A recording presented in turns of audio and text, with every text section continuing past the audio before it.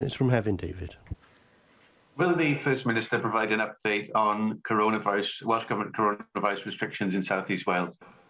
Thank the member Llywydd for that question. Restrictions in South East Wales continue to reflect the state of the public health challenge created by coronavirus. The Delta variant is now the dominant form across South East Wales. Prioritising the hard-won freedoms of recent months will be the task of the weeks ahead. I've had a Facebook question from Rhian J, who raises the issue of the NHS vaccination app. And what she says is there any idea of when the Welsh NHS vaccination app will launch, please? I'm attending an event where I need proof of having had both vaccinations. Having raised it with the Health Board, they said that you can apply for a certificate in writing or by phone, and you can receive a certificate. But in England, you can receive the vaccination through the app.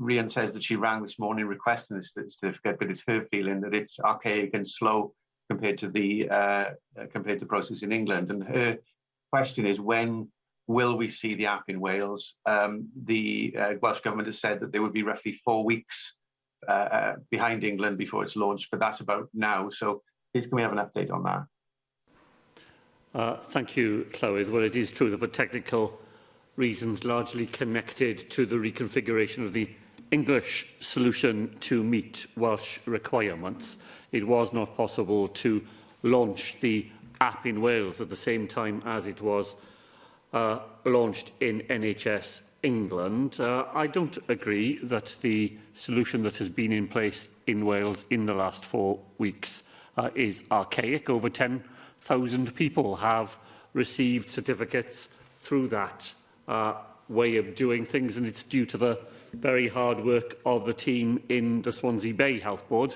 that that's been possible. Once the English system manages to do its job and to make access for Welsh people available to it, I'm afraid, Llywydd, it will not be available in Welsh, despite repeated requests to the UK Government to respect the law here in Wales. They tell us they won't be able to do that for several more months. But within the next few days, we do anticipate that it will be possible for Welsh citizens to use the same solution, albeit not via the app, but via a website portal. The journey thereafter will be identical to the app, and Welsh people will be able to use it in real time in the way that the English system has been available in England since the 17th of May. Natasha Ashka. Thank you, Presiding Officer. First Minister, the latest figures for coronavirus in Wales reveal the stark contrast between case numbers in various parts of the country. Figures vary from 91.3 cases per 100,000 people in Conwy, 77.3 in Denbighshire and 73.7 in Flintshire, to only 6.6 in Merthyr Tydfil and 7.2 in Blaenau Gwent. In view of these regional disparities, can you, First Minister, please clarify your government's approach to local lockdowns, and is it still your policy to lift restrictions on an all-Wales basis? Yes, Llywydd. It remains the policy of the Welsh Government that Welsh solutions that apply in all parts of Wales is the preferable way to dealing with the current state of the virus. The member is correct, however, to point to those regional disparities. It's now very clear that the north of Wales has been particularly exposed to the very large circulation of the virus in the northwest of England. Nevertheless, while we continue to learn more about the way in which the Delta variant is likely to spread and its impact on hospitalisations, we don't see the need currently to have a different level of restriction in any part of Wales. Delyth Jewell.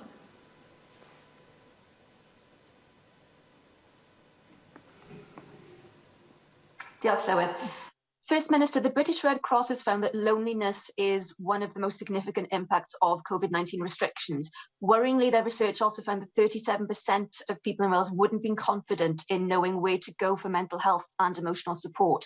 Could I ask what your government will do to address this, to ensure that health boards have capacity and the skills and the resources to meet the mental health and loneliness needs of their populations, and that everyone has access to advice and information? And finally, could I ask you if you will commit to increasing the rollout of social prescribing link workers? They can provide tailored support to people who are chronically lonely and to help them rebuild their confidence and independence. As we open society up, these people really need our support. Llywydd Dilynwch is right that loneliness is regularly reported by populations across the United Kingdom as one of the impacts of coronavirus, not simply in the Red Cross survey, but in the fortnightly surveys that we participate in as a Welsh Government. And that isn't simply connected to mental health. Important as that is, it can simply be that people feel that those normal social interactions that they would be able to rely on at any other time have been much more difficult for them. Health boards are one of the ways in which we can respond to that, but we have relied a great deal on the third sector to provide those basic levels of connection with people, opportunities for people to have conversations with another human being, to link people sometimes to wider volunteer efforts in localities where people who have found this experience so difficult at that social level can be found new and different ways in which they can still have that level of human contact. And social prescribing, as the member says, is certainly an important part of the way in which future primary care services for people with those sort of low level, as it's sometimes called, mental health and well-being needs can be met in the community by facilitating access to that wider range of possibilities that already exist in the community, but where sometimes an introduction via a social prescription can break down the barriers that people can feel between their own needs and ways in which those could be met in the community. And a greater emphasis on social prescribing will certainly be part of the Welsh Government's response to the coronavirus impact in the months ahead. Cwestiwn 2, Paul Davies. Pa gamau mae Llywodraeth Cymru yn ei cymryd I gefnogi? What steps is the Welsh Government taking to support the economy in Preseli Pembrokeshire? Thank you very much to Paul Davies for the question. Dealing effectively with the threat of coronavirus remains the single greatest form of support to the economy of Preseli Pembrokeshire. And that will allow businesses in the constituency to take advantage of all the other investments this government makes in securing their future. First Minister, bearing in mind that restrictions remain in place, it's important that you as a government do everything within your power to support our businesses in moving forward and to support local economies. Now, travel businesses in my constituency have contacted me because they are still having difficulties with the impact of the pandemic on their ability to do business. And one business told me, and I quote, "We need financial support to help us through to the next phase. In reality, we've received zero income for the past 15 months.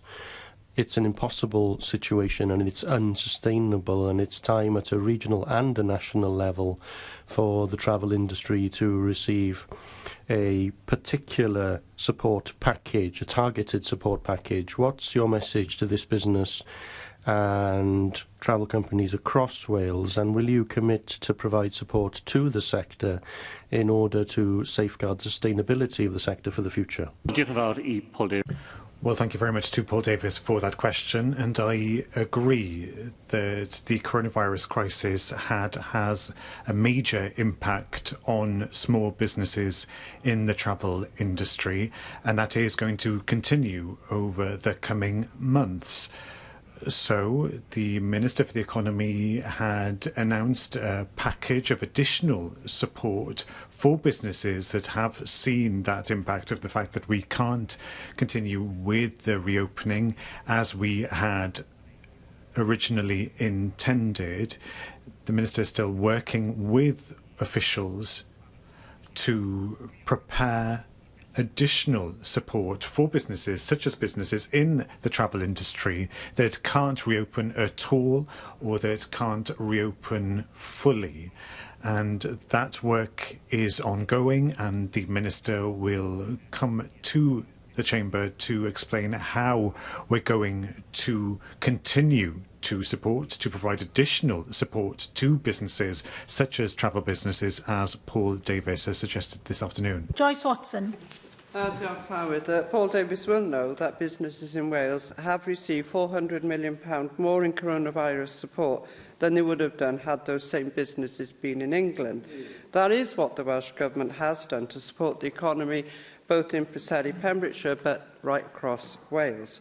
But looking ahead, First Minister, I know that you talked about this in some detail last week, but will you make sure that any consultation on a proposed tourism levy will take on board the views of local ratepayers in our tourist hotspots, as well as the brilliant businesses that serve those visitors, because they're the ones who bear the brunt of council budget constraints that pay for things like the toilets, rubbish collection and car parks. And I think it's only fair that they should be able to ask those who can afford to holiday in our beautiful region to pay just a little extra. Well, shall we thank Joyce Watson for both of those important points. And she is right, of course, that an enormous amount of help has already been provided to businesses here in Wales. In Pembrokeshire alone, nearly 7,000 grants have been paid out at many millions of pounds to go on supporting those companies and those businesses, as we are committed to doing. When it comes to the tourism levy, Llywydd, as I explained last week, the discussion we intend to have is one about a local power for local authorities to raise a levy where they choose to do so and think that will be right for their local circumstances. Where Joyce Watson is undoubtedly true is that the idea is a popular one amongst those indigenous populations who currently have to bear the full costs of all the services that are provided in their areas, even when those populations rise very considerably during a holiday season. And the purpose of a levy, were there to be a local authority that wished to use it, in my mind, is to make sure that visitors make a small contribution to the investment that is needed to keep the places that they visit thriving and to have all those facilities, the car parks, the toilets, everything else. But if you visit somewhere, you hope to find making a small contribution to it seems to me to be an investment in the future success of those businesses and of those localities, and to do it in a way that is fair, where the costs involved are shared between people who live there permanently and people who are making a visit to those fantastic places we have here in Wales. Questions now from the party leaders. Leader of the Opposition, Andrew Davies. Officer, First Minister, yesterday I visited Tŷ Hafan in the Vale of Glamorgan, a wonderful facility that provides so much care and compassion for children with life-limiting conditions and their families as well. Tŷ Gobaith obviously does the same in North Wales. Do you recognise, as it's National Children's Hospice Week, the difference between a children's hospice and an adult hospice and the level of funding that would be required for the hospice movement here in Wales? Well, Llywydd, I too have had the privilege, and it is a privilege in the past, to visit both Tŷ Hafan and Tŷ Gobaith, and to see for myself the astonishing work they do and the commitment of the people who work there.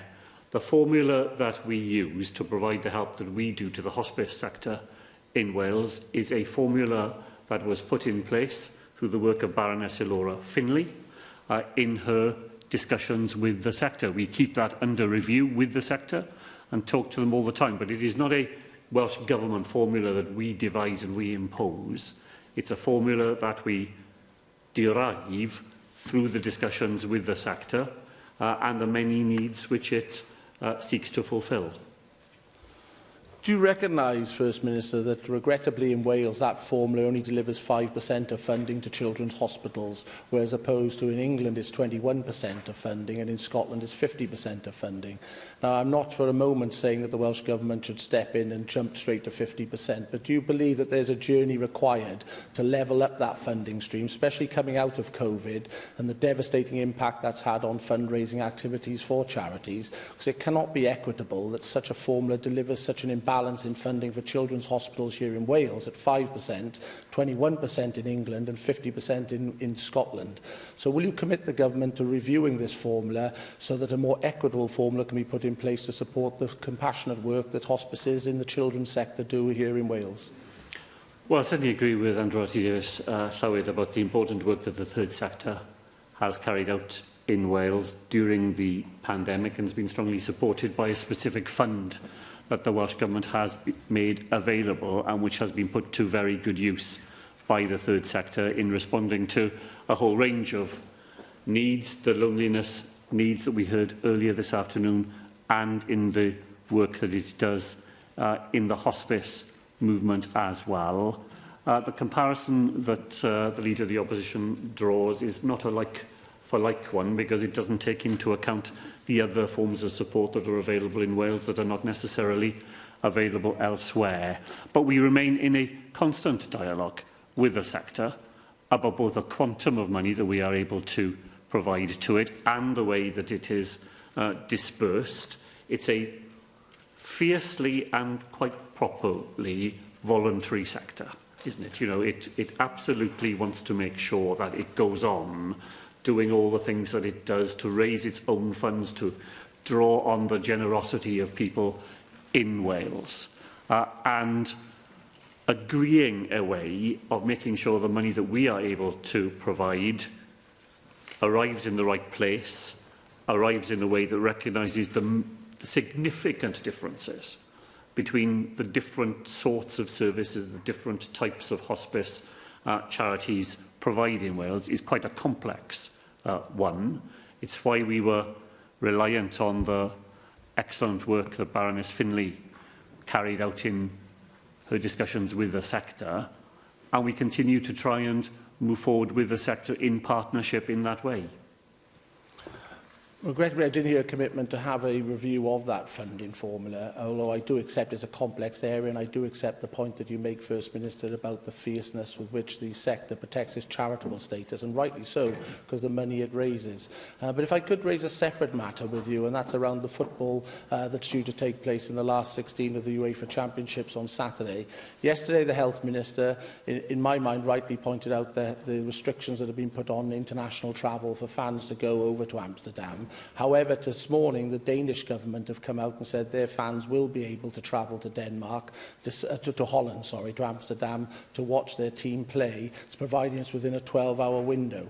Now, very often, fans in the stadium are classed as the 12th man, helping their team on to victory, hopefully, as we all wish next Saturday.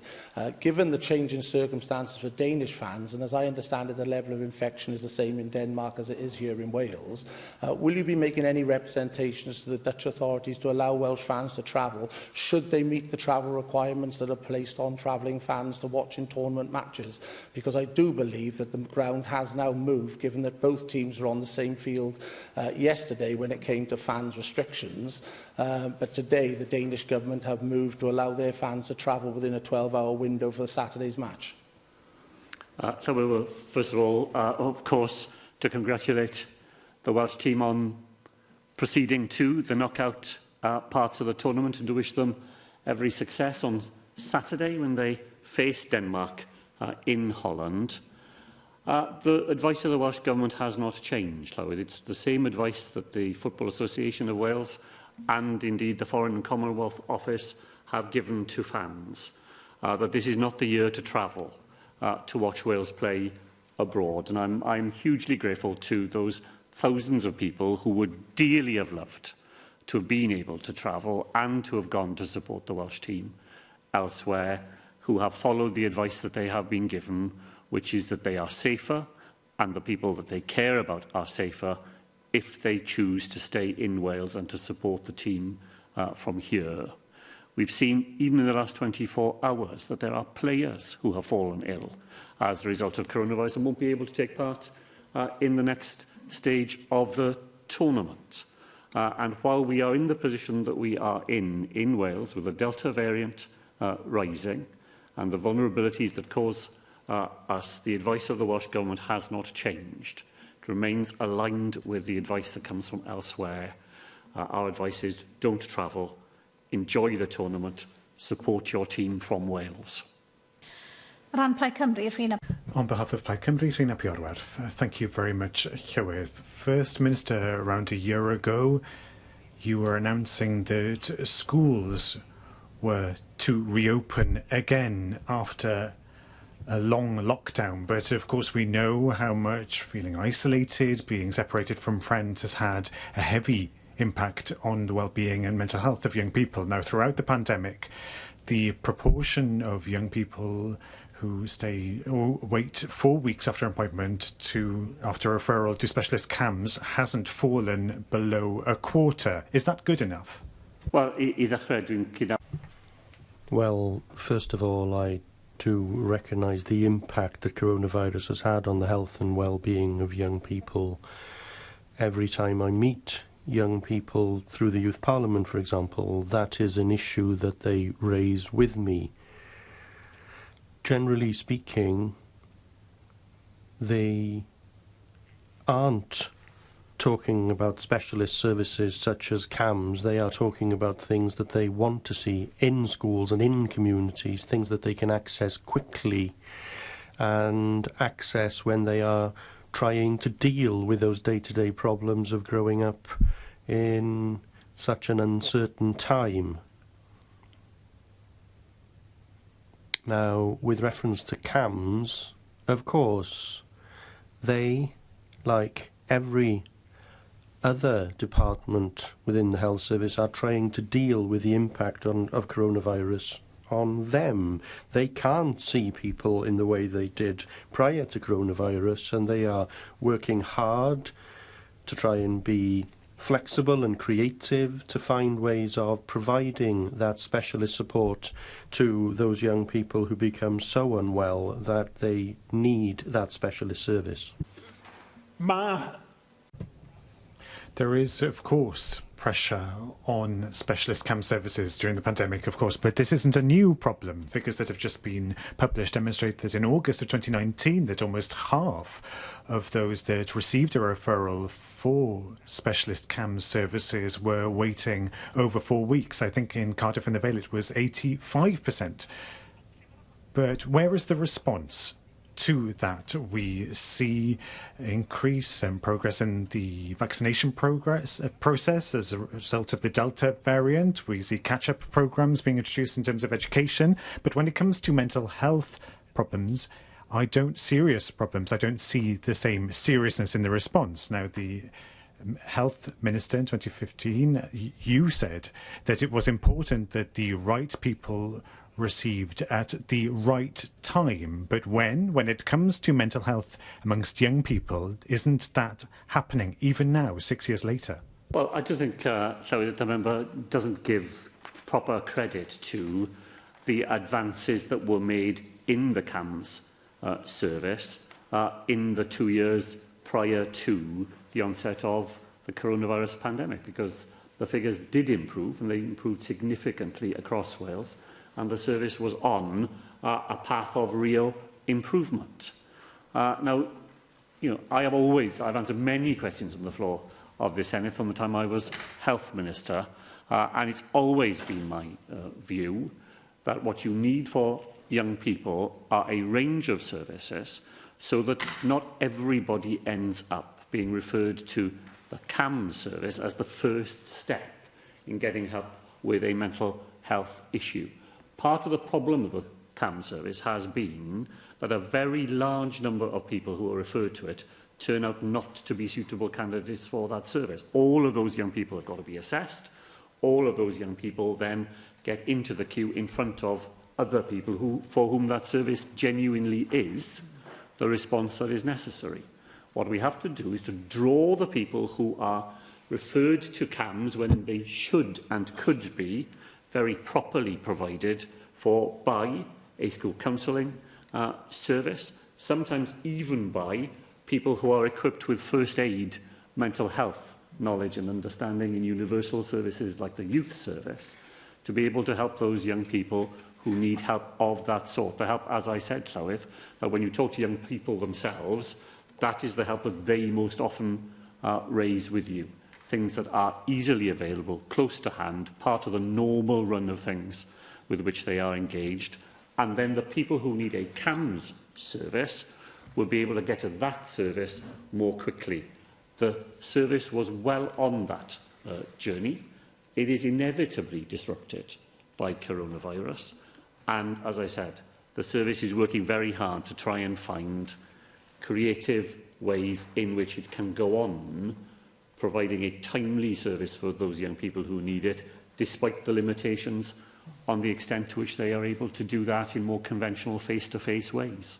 And of course we need to refer people to the right kind of support, but we can't play down the importance of specialist CAMS services either. And there was an increase in referrals in the first 4 months of this year compared to last year. But the Sened's Children, Young People and Education Committee did a lot of work on the impact of the pandemic and in particular highlighted this problem of the missing middle, the significant number of children and young people who need mental health advice and support, but who may not need acute or specialist services. So I agree with the First Minister in that. You'll know that Plaid Cymru has put forward proposals for a network of walk-in centres across Wales offering free and confidential mental health advice and support for young people. Now, First Minister, do you agree that such a network really could now, in particular after the pandemic, perhaps offer a lifeline to the thousands of young people currently caught in that missing middle?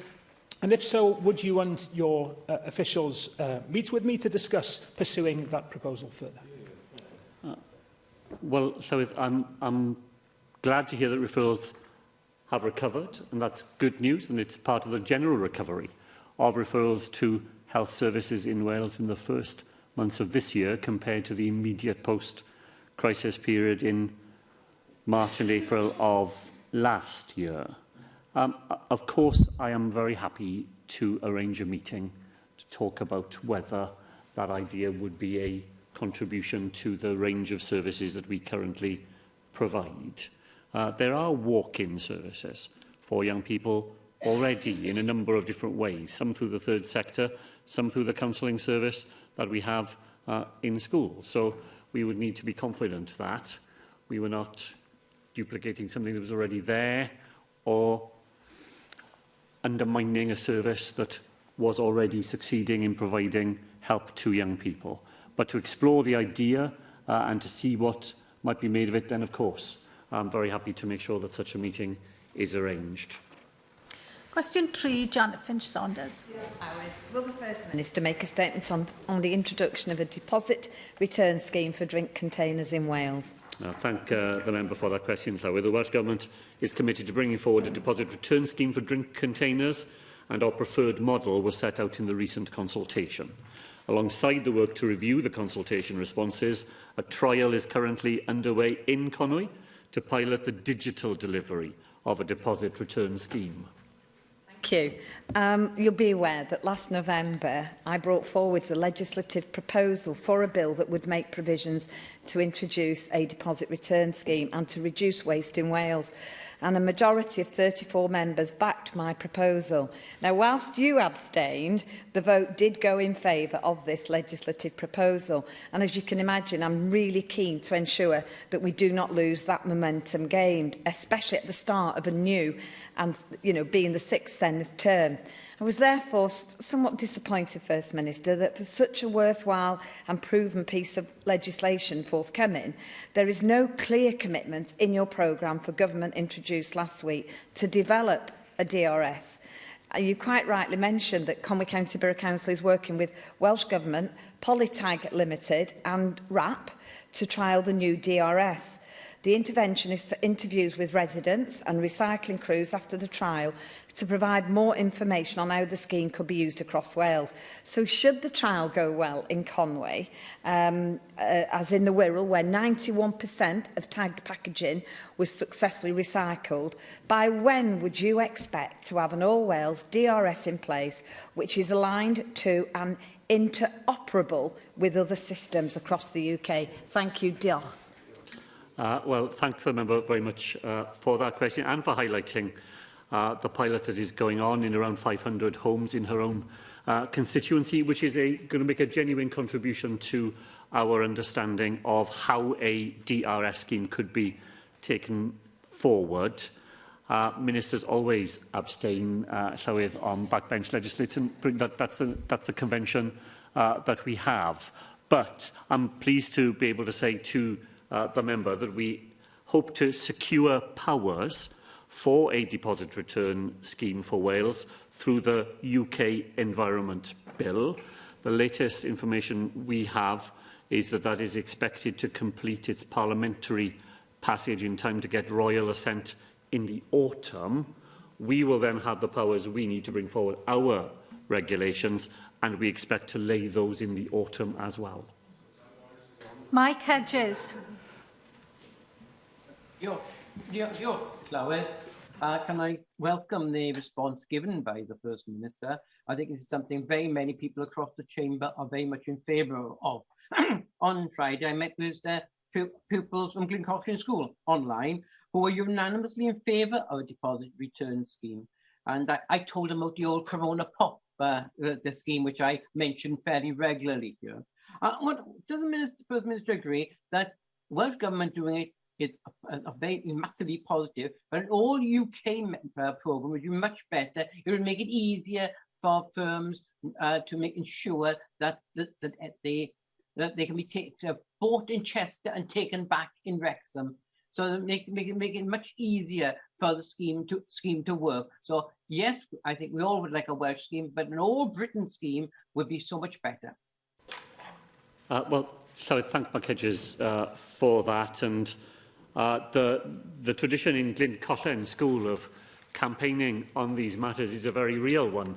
Now, I remember a question on the floor of the Senedd here about the work that pupils in the school were doing to make sure that milk was supplied to the school in reusable format rather than in cartons that were thrown away. So many congratulations for their continued interest in it. Had they been brought up in Carmarthen rather than Swansea, Llywydd, they would have been drinking Tavali Special rather than Corona Pop.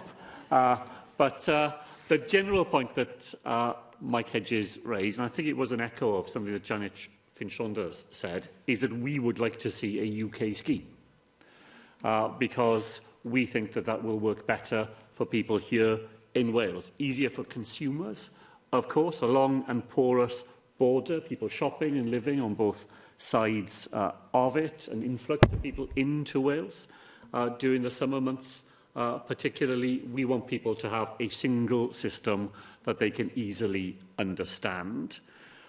There is a fraud possibility if you have different systems on either side of the border, and a single system would help to eliminate that, and it would have lower implementation costs for businesses as well. For all of those reasons, we hope that the UK Government, who, a bit to our surprise, and slightly at the last minute, put into their consultation, instead of the all-in scheme that we would like to see, an on-the-go scheme.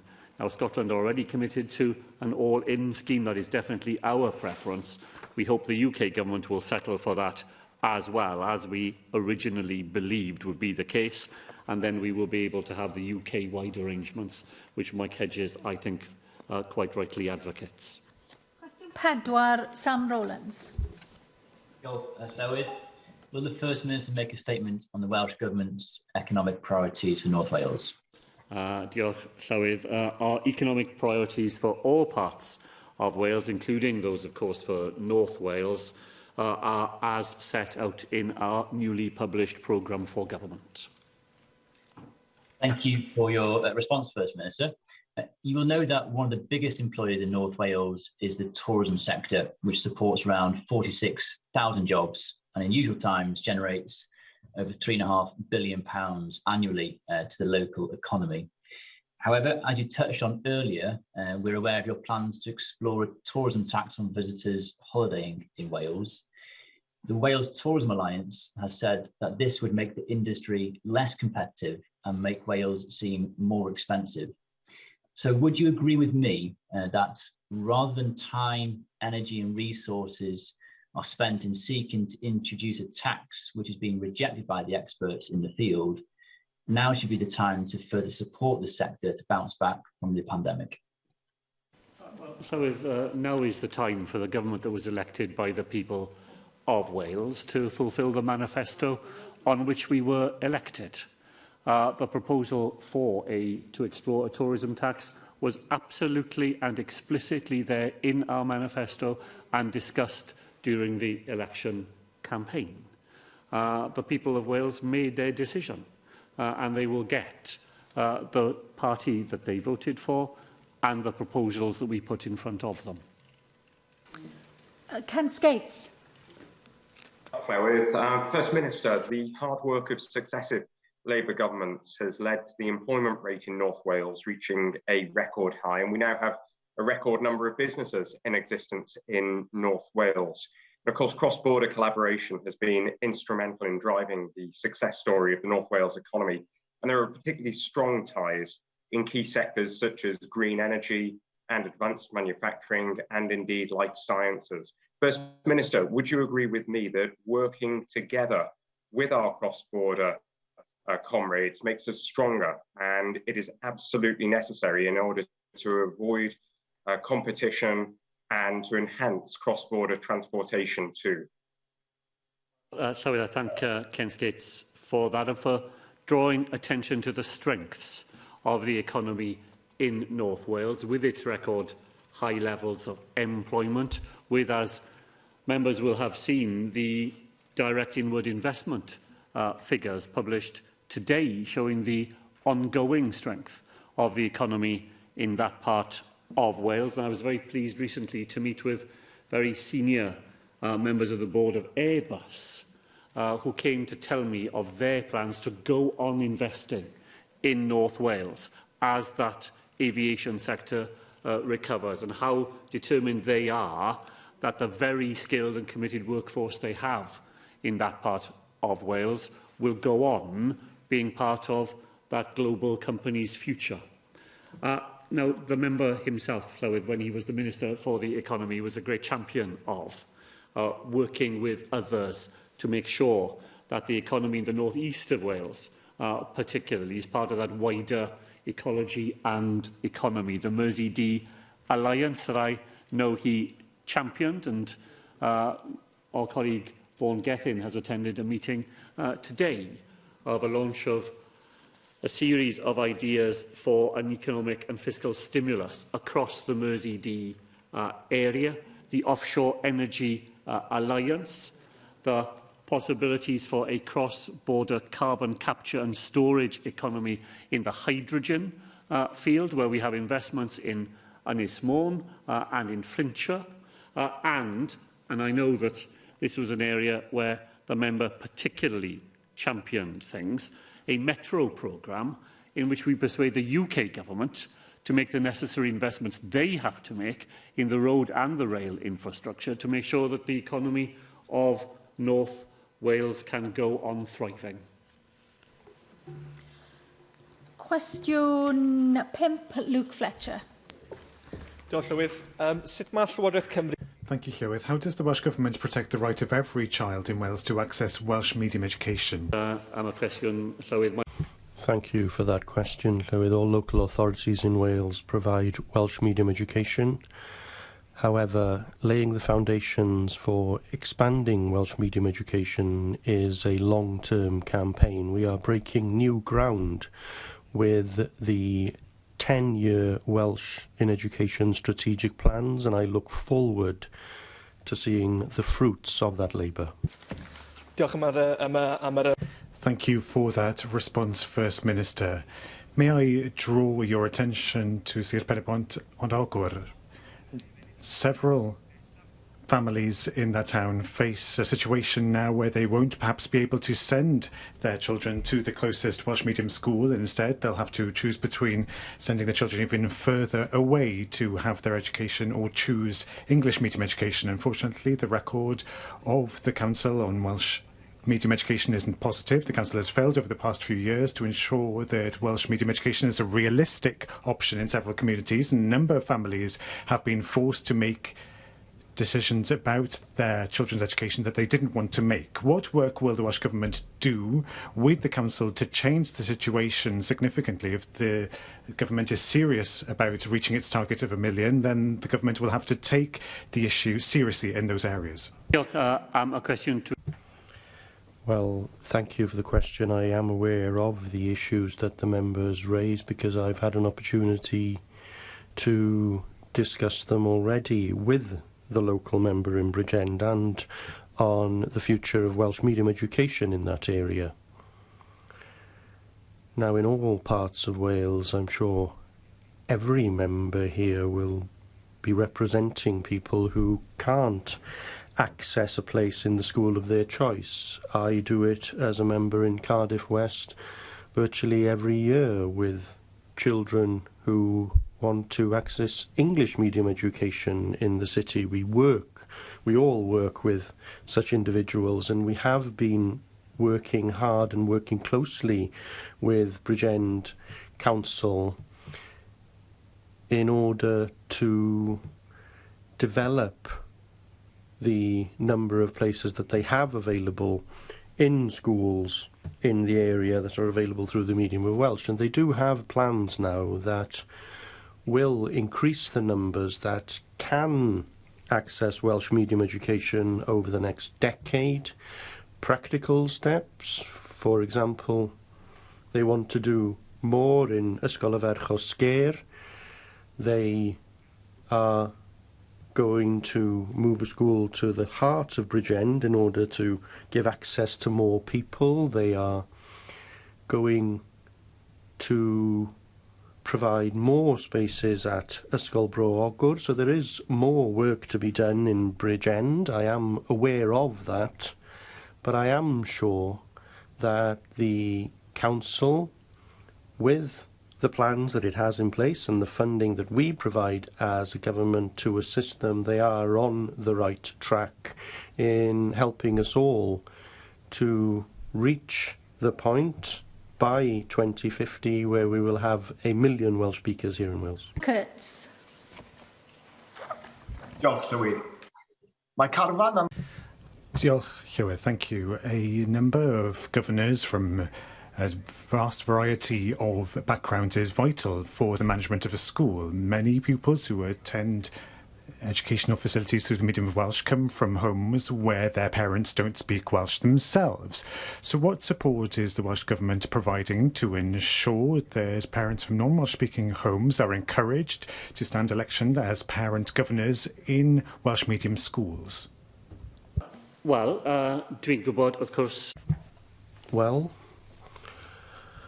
Llywydd, I'm aware that across the whole of Wales there are a number of children from non-Welsh speaking households who do undertake Welsh medium education. I welcome that. It's an important part of the plans that we have. And here in Cardiff, 8 out of 10 children who access Welsh medium education come from non-Welsh speaking households, and the schools do work hard with the resources that we've been able to prepare for them to assist people who are non-Welsh speaking but want to be involved with the school, for example, as a school governor, and to do that in an effective manner, and they've managed to do it. So we already have examples of how that can be done, and in collaboration with local authorities and in learning from what has worked across Wales, I am confident that we can find ways for people who want to be involved in school life can do that. and can make an effective contribution to that too. Davies. Thank you, Llywydd. Would the First Minister agree with me that we have to invest in Welsh medium education and Welsh medium childcare as part of our ambition to create 1 million Welsh speakers? So, would the First Minister join me in welcoming the work that has begun in building a new childcare centre in Melyn Ifan Ddu in Ogmore as part of the ambition of Bridgend Council to strengthen Welsh medium education and childcare in the area? Well, I'd like to thank yw'r Davies, Llywydd, and I agree with him that the best way of attracting more children to Welsh medium education is to start with young children in receipt of care. So anything that we can do to provide enhanced facilities to welcome the youngest children so that they can access care through the medium of Welsh, then that will help us in the longer term. The council in Bridgend has received almost £3 million from the Welsh Government in capital grants in order to deliver 4 Welsh medium centres for those who are at the very beginning of their educational journey. This will bring more children forward into Ysgol Canol y Cymoedd, and work is ongoing in the town of Bridgend, in Porthcawl and in Betws too, to do exactly what yw'r Davies just suggested. Question 6, Sioned Williams.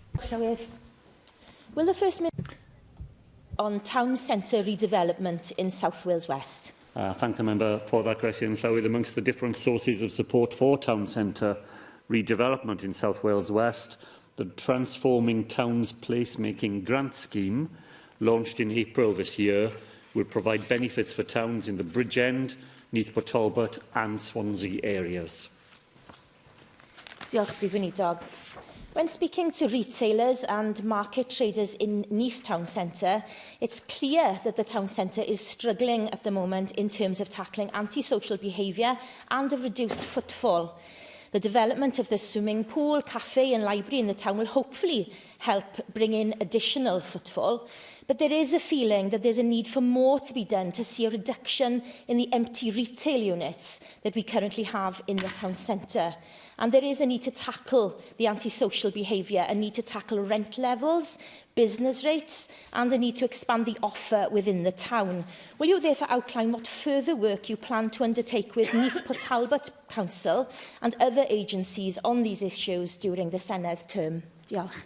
Diolch yn fawr. Thank the member for that supplementary question. She's right to point to the work that is already underway. Major work, Llywydd, £13 million of investment in Neath Town Centre, 5.5 million of that provided by the Welsh Government, and as well as all the things that the member pointed to, the swimming pool, the health suite, the library, there will also be new good quality commercial and retail space to try and draw businesses back into that town centre, and to do so with the sort of imagination that we have seen in many parts of Wales, even during the crisis, where new businesses have opened on high streets. The future of retail cannot be an attempt to create things as they were in the past. The world has moved on and consumer behaviour has moved on, accelerated in many ways by the pandemic. But nevertheless, there are retail businesses that make a very particular offer that draw people to them and trade successfully, and can, and I'm sure will trade successfully in the centre of Neath as well, strengthening that commercial core. And beyond the current investment, we will of course go on talking with that local business community and with the local authority to see what other opportunities there will be, other funding streams that the Welsh Government will provide over the 5 years of this term, further to strengthen the essential vitality of Neath Town Centre that will give it a future and a sense that it goes on being valued by its local citizens and it's a place they want to visit. Cwestiwn 7, Rhiannon Passmore. Diolch, Llawer. What action is the Welsh Government taking to utilise Islwyn's natural environment to benefit its people? Llawer, yesterday marked the reopening of Cwm Forest Drive, one of the many environmental attractions in Islwyn, and I thank the member for her steadfast support of this and the wider environmental agenda in her constituency. Thank you, First Minister. Yesterday, as you stated, the Cwm Forest Drive reopened for the first time since 2014 after undergoing a multi-million-pound investment. First Minister, there is a newly improved campsite, lake, several new all-ability trails with access for all, 3 new play areas, a woodland sculpture trail, a wooden cabin with panoramic, panoramic views of the communities of Islwyn, and that will act as a place for outdoor learning and a catalyst and hopefully a forest school in the future. First Minister, can I, on behalf of the people of Islwyn, thank you and the Welsh Labour Government who saw the potential of the natural, the stunning environment of the Gwent Valleys and prioritise Cwm Forest when initiating the Valleys Task Force project. And will you, First Minister, join me in thanking the Friends of Cwm Forest Drive, the Tumbalam Society, the Oxford House Industrial History Society in Risca, and the people in Islwyn who championed and fought over 7 long years with me for one of the crown jewels in Wales, natural environment, to be made accessible to all again. First Minister, how then can the Welsh Government ensure that the legacy of the Valleys Task Force is safeguarded and also protected and nurtured for future generations? So I thank the member for that question. Yes, it was a great day with the reopening of the Forest Drive. I have hugely fond memories of it, of taking my children there when they were growing up, and I was lucky enough to be able to visit it again in March of this year, together with some families of people who had died during the coronavirus crisis, where trees were being planted in memory of loved ones. And it was a stunningly beautiful day. And just the sheer wealth of that natural environment is an amazing asset that we have. It's gone through a very tough time. So, as you know, 115,000 trees had to be felled along the drive because of sudden oak death syndrome, which affected the larch trees, in fact, in Cwm, and that's why it's taken all these 7 years for it to be reopened. But the point that Rhiannon Passmore makes is the important one, that over those long years, those local groups, those very committed people, the genuine commitment of the local authority to that site is what has led to its reopening, not just as it was before, but with all those additional facilities to which the local member referred, and I know will go on drawing many people now to the reopened site. And it is, as she said, part of that wider pattern of investment that we promised through the work of the Valleys Task Force. The money that we have invested in those destination venues. You can really make a journey across those valley communities now, from one of those destination sites to another, each one of them with new investment in it, each one of them saying something special about the history or the environment of that part of Wales. And I think many, many visitors will rediscover the richness of those communities, and Cwm will certainly be one of the jewels in that experience. Ac yn ola, cwestiwn 8. Finally, question 8, Teresa Bowen. Thank you, Llywydd. First Minister, what action is the Welsh Government taking to reduce air pollution levels in Cardiff? Thank you. Under the local air quality management regime established through the Environment Act, local authorities have a duty to assess and manage public health risks stemming from air pollution. We have reviewed independent expert advice and we have agreed a package of measures identified by Cardiff Council to ensure compliance with nitrogen dioxide limits. Thank you very much, First Minister. As you'll be aware, on Clean Air Day, the Labour Council in Cardiff reopened Castle Street in the heart of Cardiff, and the Deputy Minister for Climate Change described that as disappointing, and many Labour councillors in Cardiff have questioned the figures and the data used by the council. Now, every member of the Senedd stood on a manifesto to promote a Clean Air Act, and pollution levels on Castle Street would be illegal or unlawful under that piece of legislation. I know it's difficult. There are complaints in Riverside, in Grangetown and in Pontcanna about an increase in pollution levels, but we must move people away from the use of private cars, and reopening a road isn't a solution to that. So, First Minister, could I urge you to please speak to Cardiff Council and to encourage them to reconsider this move and to close Castle Street once again to private vehicles? Well, I'm not going to do that, Llywydd. The choice that the council has made is a very difficult one, and the plan that they are continuing with is the only plan that we agreed with them originally, and that plan demonstrated that the figures could come back below that the law stipulates. Owen said about the need for finding ways in which people do not need to use their cars. But the closure of Castle Street did not simply lead to people leaving their cars at home. It led them to using their cars in other ways. And it led them to using their cars to travel instead through some of the poorest parts of our city, where the air quality is already not what it needs to be. So my constituents in Ninian Park Road, a heavily congested road, where routinely in summers children are told not to go out and play outside because the quality of the air is not good enough to do so, found that the closure of Castle Street made their plight a good deal more difficult.